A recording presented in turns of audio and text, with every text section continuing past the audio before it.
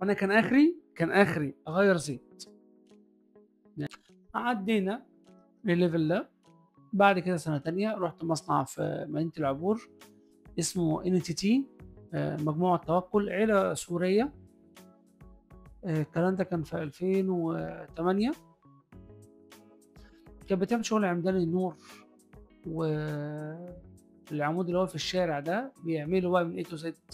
من أول ما يعمل القفص بتاعه اللي هو بتاع الكشاف بالعمود، بيلف الحاجات عند المخرطة، اللي كانت من ضمن دراستي كانت الخراطة والبرادة والحام. ثلاثة مع بعض زي الجو ما تعرفش، وطبعا فريزر ومقشطة في النص.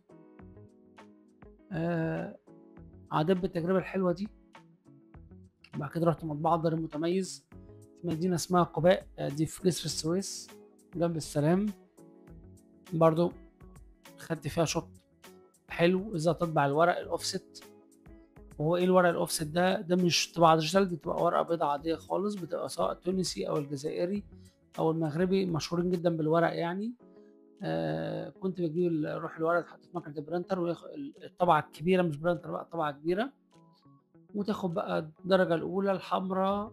الاول كانت الحمراء، ثم الصفراء، ثم الزرقاء، ثم الاسود. ده ترتيبه الالوان في الطباعه. بعد كده رحت مصنع تاني، توكيل ابو غالي اللي في العبور، توكيل سيارات. كان ساعتها ماسك BMW، كان بيعملوا سنة BMW. وانا كان اخري اغير زيت. يعني ده كده انا اتفرج، ايه ده، ده بيعمل كده، ده واو، بس غير زيت عشان ده طالب مش هينفع. لو حصل حاجه العربيه انت هتلبس سلحفاه يعني. وبعد كده رحت توكيل مرسيدس. كانت ساعتها لسه الاتوبيسات اللي هي بتاعت مرسيدس دي لسه نازله مصر، اللي هي MCV. كانت مكتوب عليها كده MCV شكل اهرامات. كانت صفقه كده اتوبيسات حديثه نازله مصر، اللي هو عند سوق العبور كده من بره.